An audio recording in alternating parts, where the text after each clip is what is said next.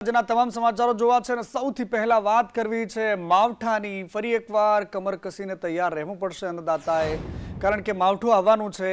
માવઠું ટળ્યું નથી, થોડું ડિલે થયું હતું। અંબાલાલ પટેલ કહી રહ્યા છે કે માવઠું હવે આવશે અને એની તારીખ છે 5 થી લઈને 7। ઉત્તર ગુજરાતમાં માવઠાની પૂરી શક્યતા છે। અન્ય વિસ્તારોમાં પણ વાદળછાયું વાતાવરણ રહેવાનું છે।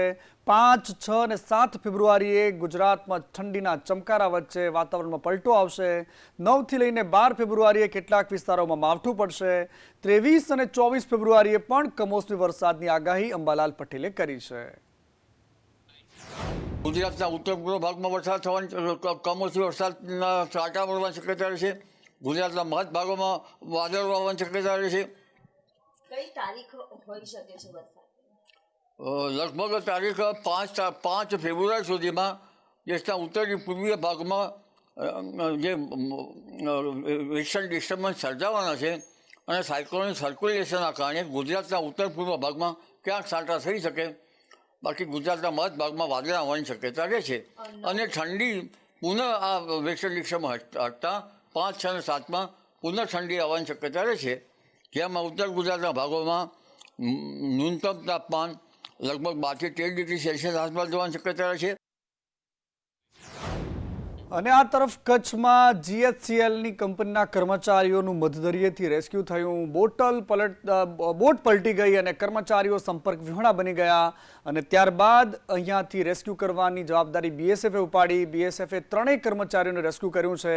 આ દિલ ધડક ઓપરેશનના દ્રશ્યો તમે જોઈ શકો છો કે કેવી રીતે મદદ માંગી રહ્યા છે। વોટર લેવલના સર્વે માટે આ કર્મચારીઓ ગયા હતા।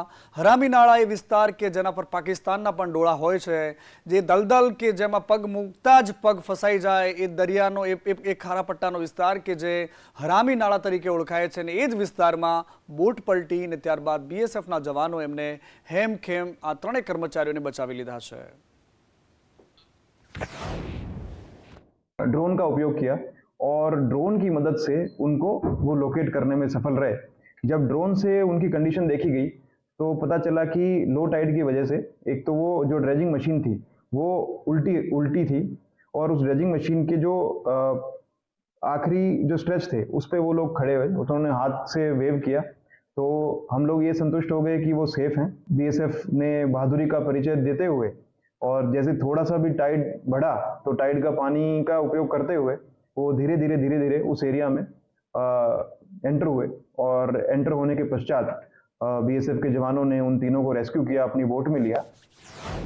અને આ તરફ સુરતના પીપલોદમાં ફરી એકવાર હિટ એન્ડ રનની ઘટના બની છે। BMW કારનો એ ચાલક કે જેણે 4 ટુ વ્હીલરને અડફેટે લીધા, અકસ્માત કરીને આ કાર ચાલક ફરાર થઈ ગયો। અકસ્માતમાં કોઈ જાનહાની નથી થઈ, પરંતુ 4 ટુ વ્હીલર છે જેનો કચ્ચર ઘાણ બોલાવી દીધો છે નબીરાએ। અને હવે વાત બનાસકાંઠાની કરવી છે। બનાસકાંઠાના 3 તાલુકાઓમાં ઉકળતા ચરુ જેવી સ્થિતિ છે, ધાનેરા, કાંકરેજ અને દિયોદરમાં। અને આ બધાની વચ્ચે આજે કાંકરેજમાં વિરોધની વચ્ચે કલેક્ટર દ્વારા 31 ડિસેમ્બરથી 2 જાન્યુઆરી સુધી જિલ્લા વિભાજનને લઈને અભિપ્રાય રજૂ કરવા માટેની વાતો કરવામાં આવી હતી। 2 ફેબ્રુઆરી સુધીની વાત હતી અને કલેક્ટરના જાહેરનામા બાદ કાંકરેજ વિસ્તારને બનાસકાંઠામાં રાખવા માટેની રજૂઆત કરાઈ છે। કાંકરેજના ધારાસભ્ય અમૃતજી ઠાકોરે પોતાના લેટર પેડ પર 72 ગ્રામ પંચાયત અને 20 જેટલી મંડળીઓ અને અલગ અલગ એસોસિએશનને સાથે રાખીને રજૂઆત કરી। ઉકળતા ચરુ જેવી સ્થિતિ છે, બનાસકાંઠામાં રહેવું છે, વાવ થરાદમાં નથી જવું।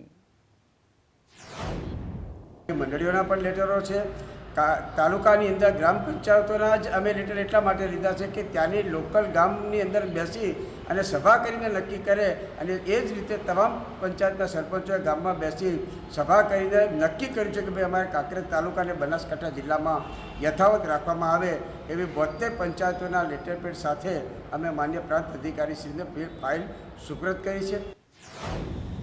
અને રાજ્યના કૃષિ મંત્રી રાઘવજી પટેલની સામે આક્ષેપ થયા છે। જામનગરમાંથી જ આક્ષેપો થયા છે। ધ્રોલ તાલુકા પંચાયતના પૂર્વ પ્રમુખ છે જેમણે આક્ષેપ લગાવ્યા છે। પૂર્વ પ્રમુખ છે ભીમજીભાઈ મકવાણા અને એમણે આક્ષેપ લગાવતા કહ્યું છે કે જિલ્લા પંચાયતની ચૂંટણીમાં બીએસપીના ઉમેદવારના મુદ્દે એમણે કહ્યું કે ભાજપ સામે બસપાના ઉમેદવારને ઊભો કર્યો છે અને આ પ્રકારે એમણે રાઘવજી પટેલ પર નિશાન તાક્યું છે।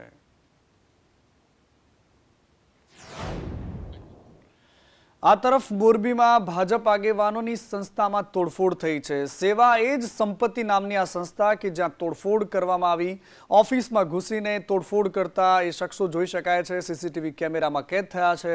ઓફિસના કર્મચારી નિકુંજ બારવરાએ નોંધાવી છે ફરિયાદ, અને આ મામલે જયેશ કાસુંદ્રા સહિત 3 વ્યક્તિ સામે ફરિયાદ થઈ છે.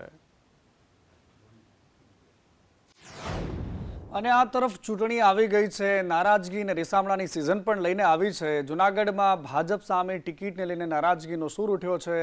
ગુર્જર ક્ષત્રિય કડિયા સમાજે નારાજગી વ્યક્ત કરી છે. સમાજના કોઈ પણ વ્યક્તિને ટિકિટ ન આપવામાં આવી, અને આ જ વાતને લઈને જેના પ્રમુખ છે સમાજના વિવેક ગોહિલે પ્રધાનમંત્રીને પત્ર લખ્યો છે. નિર્ણાયક મતદારો હોવા છતાં પણ અમારી બાદબાકી કેમ થઈ, આ પ્રકારે રોષ વ્યક્ત કર્યો છે. આમ આદમી પાર્ટીમાં નગરપાલિકાની ચૂંટણી પહેલા આમ આદમી પાર્ટીમાં એક મોટું ગાબડું પડ્યું છે. વિપક્ષના નેતા તરીકેની મહત્વપૂર્ણ ભૂમિકા ભજવનારા રાજેશ પટેલ ભાજપમાં જોડાઈ ગયા છે. તેમણે સાંસદ ધવલ પટેલની હાજરીમાં આમ આદમી પાર્ટીને અલવિદા કરી અને કેસરીયો ખેસ ધારણ કર્યો. આ પ્રસંગે તેમના પરિવારના સભ્યો પણ ભાજપના સભ્ય બની ગયા છે. પરંતુ જે રાજુભાઈ જેમ વિધાનસભાની અંદર પણ ભરતભાઈ ભાજપના ઉમેદવાર કરતા સેકન્ડ નંબર ઉપર જ્યારે એવો રહ્યા હતા, એટલું એમનું વર્ચસ્વ છે વલસાડની અંદર, તો ભારતીય જનતા પાર્ટીને તમામ વોર્ડોની અંદર એનો ફાયદો થવાનો છે. આજે રાજુભાઈ પૂરેપૂરી પરિવાર હમણાં વલસાડ ભારતીય જનતા પાર્ટીના પરિવાર સાથે જોડાઈ ગયો છે, અને આવનારી ચૂંટણીમાં એમની દીકરી ઉર્મીબેન પણ વોર્ડ નંબર 2 માંથી લડવાના છે, અને એમને પૂરેપૂરી ખાતરી છે કે જે રીતનો આખું ભારતીય જનતા પાર્ટીનો માહોલ પૂરા વલસાડ જિલ્લામાં બન્યો છે. થોડા દિવસ પહેલા રોનકભાઈ શાહ જે કોંગ્રેસના કાર્યકારી પ્રમુખ છે એ પણ જોડાઈ ગયા હતા. એ રીતે મને 100% ખાતરી છે કે પૂરા આપણે વલસાડ, પારડી અને ધરમપુરમાં ભગવો લહેરાશે. અને આ તરફ જેતપુરમાં જયેશ રાદડિયાનો ગઢ ગણાય છે, એમાં પણ આજે જબરદસ્ત રાજકીય ભાગાદોડી થઈ ગઈ. ભાજપમાં ભડકાના સૂર ઉઠ્યા. પૂર્વ પ્રમુખ સુરેશ સખરેલિયાની જે ટિકિટ કપાઈ, અને ત્યારબાદ ભાજપના જે નેતાઓને ટિકિટ મળી છે એમણે કહી દીધું કે જ્યાં સુધી સુરેશભાઈને ટિકિટ નહીં મળે એમને કેમ ન લડાવવામાં આવ્યા. આ વાતના રોષ સાથે તમામ લોકોએ કહ્યું કે અમે અમારી ટિકિટ પાછી આપી દઈશું, અમારે આ મેન્ડેટ નથી જોઈતું. અને ત્યારબાદ જયેશ રાદડિયાએ ડેમેજ કંટ્રોલ શરૂ કર્યું. રાદડિયાના નિવાસસ્થાને એક બંધ બારણે બેઠક મળી, અને ત્યારબાદ માનવામાં આવે છે કે સુરેશ સખરેલિયા અને એમના આગેવાનો સાથેની આ બેઠકમાં જે નારાજ નેતાઓ હતા તે માની ગયા છે. ભાજપના 42 ઉમેદવારોની ઉમેદવારી પરત ખેંચવાની જે ચીમકી હતી તે હવે શાંત થઈ ગઈ છે. આ તરફ લાઠીમાં પણ આંતરિક જૂથવાદ ચરમસીમા પર છે. ચરમસીમાએ લાઠી શહેર યુવા ભાજપના મોરચાના ઉપપ્રમુખ છે, એમણે રાજીનામું આપી દીધું. વિજય બાખલકિયા જેમણે ભાજપમાંથી રાજીનામું આપી દીધું છે, સોશિયલ મીડિયામાં પોસ્ટ કરીને રાજીનામાની જાહેરાત કરી. ચૂંટણીમાં ટિકિટ ન મળતા નારાજ હતા અને આખરે રાજીનામું ધરી દીધું છે.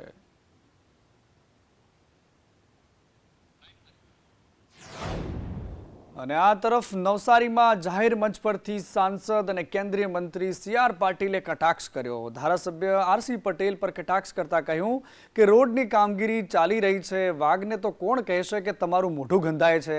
CR પાટીલે કહ્યું કે મને એમ લાગે છે કે વધારે રોડ બનાવવાના છે, અને એટલા જ માટે એમને ફરી એકવાર મોકો આપવો પડશે. અને RC પટેલના બાકી કામોને જોતા મને એમ લાગે છે કે એમને તો 7મી ટર્મ પણ આપવી પડશે. આ પ્રકારે કટાક્ષ કરતા ત્યાં હાસ્યનું મોજું ફરી વળ્યું હતું. સાહેબ, અહીંયા આવવા પછી જલાલપુર મત વિસ્તારમાં કોઈ એવો રસ્તો બાકી નથી જે મેં નહીં બનાવ્યો હોય. આમાં ઉભા રહેલા જેટલું પબ્લિક છે, પબ્લિકમાંથી કોઈ એમ કે અમારો રસ્તો બાકી છે સાહેબ, તો આપણે રાજકારણ છોડી દેવું. 6 ટર્મના ધારાસભ્ય અને કામ જણાવ્યા એમણે, અને બાકીના કામ માટે 7મી ટર્મ બી એને આપવી પડે એવું લાગે છે. આ બધાને પૂછતા હતા RC પટેલ એમની સ્ટાઇલથી કે આમાંથી કોઈ કહી દે કે રોડ નહીં બન્યો હોય તો રાજીનામું આપી દઉં. એટલે વાઘનો મોં ગંધાય જેવું કોઈ કહે ને. અને આ બાજુ જયેશ રાદડિયા અને નરેશ પટેલ વચ્ચેનો વિવાદ બિલકુલ શાંત થવાનું નામ નથી લેતો. પાટીદાર અગ્રણી પરસોત્તમ પીપળિયાને ધમકી મળી રહી છે. વિવાદ વચ્ચે પીપળિયા કહી રહ્યા છે કે મને કોઈ અજાણ્યા વ્યક્તિ ફોન પર ધમકી આપીને કહે છે કે આ મારું સરનામું છે અને જે થાય એ કરી લેજો. જ્યારે આ પોસ્ટ મૂકવામાં આવી ત્યારબાદ ઘણા ધમકીઓ ભર્યા ફોન આવવા લાગ્યા, અને અભદ્ર ભાષામાં વ્યવહાર કરવા માટે ફોન આવવા માંડ્યા અને માફી માગવા માટે પણ ફોન દ્વારા દબાણ કરવામાં આવ્યું. ધમકીઓ. હલો, હા બોલો, જવાબ આપો. કેમ કાપી નાખો? મારે હુકમ તમને જવાબ આપો? હું તમને ઓળખતો નથી ને. અરે ઓળખાણ બધું આપું યાર, લોકેશન મારે સાથે જોતી ઓળખાણ નથી મારી આપું. ઓળખાણ, મારે તમારી વાત નથી કરવી ભાઈ. હુકમ કરું હું? કેમ હું તો પછી તો હુકમ નથી જયેશભાઈ કરવું. વિરુદ્ધ લખો? ભાઈ એ તો મારી મરજી છે. તમે મારી વિરુદ્ધ લખો ને, તમને કોણ ના પાડે ભાઈ? એમ નહીં તો પટેલ સમાજ મારે એક જ તમારી રાજકારણી છે. વાત કરવાની થતી નથી. તમે ગમે એ હોય ભાઈ, કહું છું. તો ભાઈ તો તમે માપે રહેજો આ બધું લખવામાં. તો પછી જે કાંઈ કરવાનું હોય આપે કરવાની છૂટ છે હો ભાઈ. હા તો કોઈનાથી પાર્ટી નાખો મળતા નથી, લોકેશન હો. ને બધું નાખો. ક્યાં પાર્ટી તમે મળતા બેહો? નથી. લોકેશન છે જ અહીંયા લોનાવાલા છું અત્યારે. હાલો ને, લોકેશન છે જ મારું. લોનાવાલા હું રાજકોટ નથી તમે? રાજકોટ હું આવીશ પરમદી, નિયમ મળજો ને, વાંધો નહીં. હા વાંધો નહીં. કોઈનાથી ફાટી મળવાનું થતું નથી ભાઈ. હા તો પણ તમે કેટલા દીકરીઓની સેવા કરી ઈ કયો નહીં? મારે મેં એકયની કરી નથી. તો હજી કરે મારે એને ફાટી કરવા દ્યો ને મળવાનું થતું પહેલા. નથી. કરે તમે એને હું કીધું કરવા તમારી દ્યો ને. જાતને પૂછો ને, મને પૂછો માં હો. તમે 2 દીકરીને જ પરણાવો, ખબર. અને આ તરફ સરદાર સ્વામિનારાયણ મંદિરના સ્વામી સામે રોષ છે. નિત્ય સ્વરૂપ સ્વામીએ પાટીદારોની સામે એક નિવેદન આપ્યું અને ત્યારબાદ વિવાદ વકર્યો. પટેલોને બુદ્ધિવિહીન ચિતરવાય વ્યાજબી નથી તેવું પીપળિયાએ કહ્યું છે. એમણે કહ્યું કે 100 પટેલો ભેગા થાય ત્યારે એક વાણિયા જેવી બુદ્ધિ ભેગી થાય. આ પ્રકારનો કટાક્ષ કરવો હવે પાટીદાર સમાજમાં રોષનું કારણ બન્યું છે. પટેલિયા ભેળા થાય ને ત્યારે એક વાણી જેટલી બુદ્ધિ થાય, અને 100 વાણિયા ભેગા થાય ને ત્યારે એક ઠક્કર જેટલી બુદ્ધિ થાય. અને ઠક્કર છે બાપ. પટેલોને બુદ્ધિવિહીન ચિતરવા એ મારી દ્રષ્ટિએ એવી તુલના કરવી એ તદ્દન ગેરવ્યાજબી છે. આવી તુલના ન થવી જોઈએ. અને જ્ઞાતિ વચ્ચે વૈમસ્ય પેદા થાય તેવું કૃત્ય આચરેલ છે તે તદ્દન નિંદનીય છે. પરંતુ પ્રાણ અને પ્રકૃતિની કહેવત પ્રમાણે આમની પ્રકૃતિ એવી રહી છે કે કાયમી વિવાદાસ્પદ નિવેદન કરવા અને સમાજમાં અને સનાતનમાં રોષ ભભૂકી ઉઠે તેવા પ્રકારના કૃત્ય આચરવા તે આ સ્વામીની પ્રકૃતિ રહી છે. અને આ તરફ સુરતમાં ઉદ્યોગકાર પાસે ખંડણી માંગનારા ઝડપાયા છે. 2 આરોપીઓને ₹5 કરોડની ખંડણી માંગી હતી. આરોપી અજય ત્રિવેદી અને તેજસ પાટીલની ધરપકડ થઈ છે. ખંડણી પેટે 45 લાખ બળજબરીપૂર્વક પડાવ્યા અને કેમિકલનું પાણી ગેરકાયદેસર છોડતા હોવાની ચીમકી આપી હતી. જીપીસીબી તરફથી ક્લોઝર અપાવીશું કહીને ડર બતાવ્યો હતો. ખોટા કેસમાં ફસાવી દેવાની આ ધમકી હતી. ઉદ્યોગકારની 2 કંપનીઓના પેટે લગભગ આ ખંડણી માંગવામાં આવી અને જીપીસીબી વિભાગના પુરાવા રજૂ કરવાની પણ ધમકી આપી હોવાની વાત સામે આવી છે. કાલે બપોરે 2 વાગે 45 લાખ રૂપિયા રોકડા લેવા આવતા અજય ત્રિવેદી અને તેજસ પાટીલને પકડી પાડવામાં આવ્યા છે. એમની પાસેથી 45 લાખ રૂપિયા જે લેવા આવ્યા હતા, અમને દેવાના હતા, એ મળ્યા છે. એ ઉપરાંત એમને બંને પાસેથી એક ડસ્ટર ગાડી અને એક વેગનાર ગાડી મળી છે. ત્યાં રેકોર્ડિંગના ડિવાઇસને ફિટ કર્યા હતા, એ બધા કબજે લેવામાં આવ્યા છે. અલગ અલગ ટ્રેપમાં જે ગોઠવવામાં આવ્યા હતા. આ બંનેના ઘરે મોડી રાતે સર્ચ કરતા અલગ અલગ ફાઇલો અને લેપટોપ વગેરે સીઝ કરવામાં આવ્યું છે. એમના મોબાઈલ સીઝ કરવામાં આવ્યા છે. આ અજય ત્રિવેદી અને તેજસ પાટીલ બંને જણા છેલ્લા 4 મહિના થયા ઇન્ડસ્ટ્રીઝની સામે આરટીઆઈ કરતા હતા. આરટીઆઈ કરી અને ઇન્ડસ્ટ્રીઝને બ્લેકમેલ કરી અને છેલ્લા 4 મહિના થયા 5 કરોડની માંગણી કરતા હતા. લાસ્ટમાં એની સાથે 45 લાખમાં સેટલમેન્ટ થયું. અને મોરબીમાં દારૂના વેચાણનો એક જબરદસ્ત વિડીયો વાયરલ થયો છે. એક જાગૃત નાગરિકે વિડીયો ઉતારતા લોકો ભાગવા લાગ્યા. અહીંયા તળાવની પટ પર રંગપર ગામ છે, એની સીમમાં દારૂ કેવી રીતે વેચતા હતા. પહેલાં એસએમસીએ આ જ જગ્યા પરથી દારૂ પકડ્યો હતો. પરંતુ આ બુટલેગરો છે, એમને ખબર છે કે ક્યાં ખિસ્સા ગરમ કરવાથી પોતાનો ધંધો ચાલે છે. અને પછી જ્યારે આ વિડીયો ઉતરતો હતો અને ત્યારબાદ દારૂ મૂકીને જે ભાગે છે એ પણ જોવા જેવા છે. કેવી રીતે એ તળાવના કિનારે ભાગતા દારૂડિયાઓ જોવા મળે છે. આ બુટલેગરો છે કે જ્યાં વિડીયો ઉતારનાર વ્યક્તિ પહોંચે છે ત્યારબાદ દારૂ મૂકીને ભાગતા નજરે પડ્યા છે. અને આ તરફ સુરેન્દ્રનગરમાં ભારતીય જનતા પાર્ટીના એક નેતા હની ટ્રેપનો ભોગ બન્યા છે. જિલ્લા પંચાયતની આરોગ્ય સમિતિના ચેરમેનના પતિ છે જે આ ભોગ બન્યા છે. રંગરેલિયા મનાવતો વિડીયો ઉતાર્યો અને પૈસાની માંગણી કરી. નટુજી ઇલોરિયાનો આ વિડીયો છે જે વાયરલ કરવાની ધમકી આપી અને 10 લાખ રૂપિયા માંગવામાં આવ્યા. નટુજીએ ફરિયાદ નોંધાવી છે. 2 મહિલા અને 3 પુરુષોએ 10 લાખ રૂપિયા માંગ્યા હતા. આ તરફ સુરેન્દ્રનગરના પાટડીમાં વકીલ પર ફાયરિંગ કરવામાં આવ્યું છે. વકીલ પર 3 રાઉન્ડ ફાયરિંગ કરવામાં આવ્યું છે. વકીલની કાર પર આ હુમલો થયો. જમીન વિવાદમાં વકીલ સાજિદ ખાન પર આ હુમલો કરાયો છે. માલવણ કચોલિયાની ઇસ્કોન હોટલ પર આ ઘટના બની છે. ફાયરિંગ બાદ વકીલની કારમાં તોડફોડ પણ કરાઈ છે. હુમલાખોરો ફાયરિંગ કરીને ઘટના સ્થળેથી ફરાર થઈ ગયા હતા, પરંતુ આ ફાયરિંગની ઘટનામાં એડવોકેટનો બચાવ થયો છે. હવે વાત કરવી છે મધદરિયે થયેલી દુર્ઘટનાની કે ગીર સોમનાથના દરિયામાં આ પ્રકારે દુર્ઘટના થઈ છે. મહાકાય જહાજે નાની હોડીને અડફેટે લીધી અને હોડીમાં સવાર 3 માછીમારોનો આબાદ બચાવ થયો છે. વેરાવળના જાલેશ્વરના માછીમારીની હોડી ડૂબી રહી હતી. મોટા જહાજે અહીંયા બેદરકારી કરી એ પ્રકારના આક્ષેપ લાગી રહ્યા છે, પરંતુ આ મધદરિયે થયેલા અકસ્માતના દ્રશ્યો બહુ જ ખતરનાક છે કે જ્યાં એક હોડી અને બીજા જહાજ વચ્ચે અકસ્માત થાય છે અને ત્યારબાદ હોડી ડૂબતી નજરે પડી રહી છે. આ દ્રશ્યો બહુ ભયંકર છે. મધદરિયે થયેલા અકસ્માતના દ્રશ્યો ખતરનાક છે, પરંતુ અહીંયા 3 લોકો જે છે આ હોડીમાં સવાર હતા, એમનો બચાવ થયો છે. આ 3 માછીમારો હતા અને માછીમારોનો આબાદ બચાવ થયો છે. અને આ દરિયા વચ્ચે થયેલા અકસ્માતના દિલધડક દ્રશ્યો તમે જુઓ કે કેવી રીતે એક જહાજની સાથે હોડી ટકરાય છે અને આ હોડી પર સવાર 3 માછીમારો માછીમારી કરવા માટે ગયા છે, પેટીઓ રળવા માટે ગયા છે, પરંતુ ઘોર લાપરવાહી કહી શકાય જહાજ ચાલકોની અથવા તો હોડીના ચાલકોની, કારણ કે કોઈકની ભૂલથી આ અકસ્માત થયો હશે, પરંતુ 3 જિંદગીઓ અહીંયા દાવ પર લાગી ગઈ. મધદરિયે થયેલા પાણી વચ્ચે, ગળાડૂબ પાણી વચ્ચે જિંદગીનો જંગ ખેલતા 3 માછીમારોને આખરે બચાવી લેવામાં આવ્યા છે. પરંતુ મારી સાથે મારા સહયોગી રાકેશ પરવડા જોયા છે. રાકેશ, આ પ્રકારના જે દ્રશ્યો સામે આવ્યા છે, કોની બેદરકારી પ્રાથમિક દ્રષ્ટિએ સામે આવી રહી છે એમાં? મનીષ, ચોક્કસથી આવી ઘટનાઓ આ પ્રથમ નથી, અવારનવાર ઘટનાઓ બને છે. અગાઉ નવા બંદર નજીક પણ આવી ઘટના બની છે. જે મહાકાય જહાજો સમુદ્રમાંથી પસાર થાય છે તે જે નાની ફિશિંગ હોડીઓ જે ફિશિંગ કરતી હોય છે તેની પ્રત્યે બેદરકારી દાખવે છે અને જે પ્રમાણે તેમને અડફેટે લે છે, એટલે મહાકાય જહાજોની ટક્કરથી નાની હોડીઓ ટોટલ લોસ બને છે અને દરિયામાં ડૂબી જાય છે. આ જે ઘટના બની છે તે માધુપુર નજીકના સમુદ્રમાં બની છે. 3 માછીમારો વેરાવળ જાલેશ્વર વિસ્તારના જે ફિશિંગ કરતા હતા અને તેઓ પણ ડૂબવા લાગ્યા હતા, પરંતુ સદનસીબે અન્ય માછીમારો દ્વારા જીવ બચાવી લેવામાં આવ્યો છે. બારગામ મસિયારા મુસ્લિમ સમાજના જે પ્રમુખ છે યુસુફભાઈ બેસલિયા દ્વારા આવા જહાજો સામે કડક કાર્યવાહીની માંગ ઉઠી છે. જી બિલકુલ રાકેશ, ધન્યવાદ આપનો માહિતી આપવા માટે.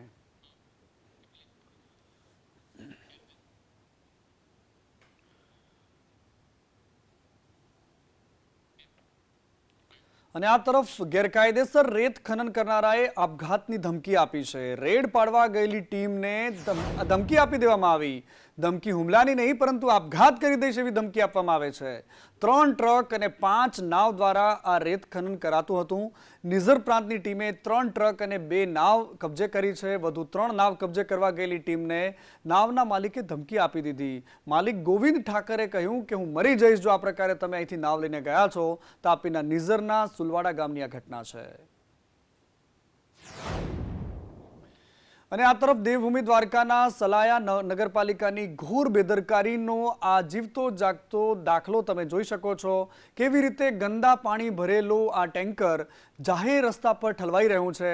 પાળેશ્વર મંદિરની બિલકુલ નજીકમાં ગટરના ગંદા પાણીને ઠાલવવામાં આવી રહ્યા છે. સંદેશ ન્યૂઝ આ વાયરલ વિડીયોની પુષ્ટિ નથી કરતું, પરંતુ જે આ પ્રકારના દ્રશ્યો સામે આવ્યા છે એનાથી ચોક્કસથી લોકોમાં ગુસ્સો છે, કારણ કે કયા હદે નગરપાલિકા લાપરવાહી સાથે કામ કરતું હશે. અને આ તરફ સુરતમાં પહેલા માળેથી પટકાતા એક બાળકીનું મોત થયું છે. ભેસ્તાન વિસ્તારમાં 1.5 વર્ષની બાળકીનું મોત થયું.